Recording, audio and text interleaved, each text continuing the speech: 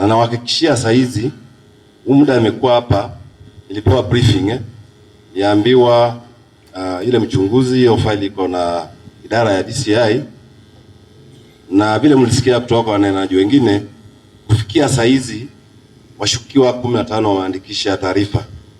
Wakati wote kuanzia saa hizi utasikia tumeshika watu wako korokoroni. Na mimi namuomba hakutakuwa na shida nyingine. Vijana wamekasirika kwa sababu ya maneno hayo, wamemkatia maji. Mko na raha kweli? Barabara wamekata. Mna furaha kweli?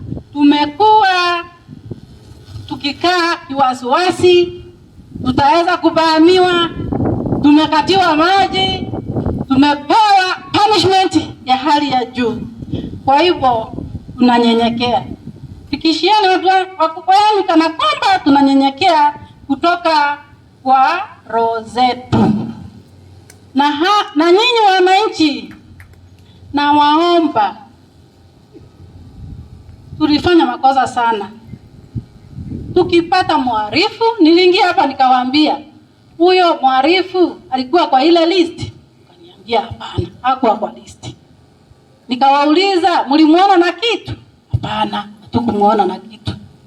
Kwa hivyo naomba tukipata mtu ama mshukiwa, tumchukue, tumulete kwa polisi. Pengine muishi na amani.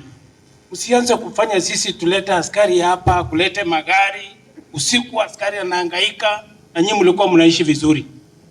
Unaelewana wananchi? Unaelewana? Mchunge amani yenu, mshirikiane vizuri. Nilienda shule inaitwa Siagini. Siagini karibu 60% ya watoto wanaingia Siagini secondary school wanatoka hapa.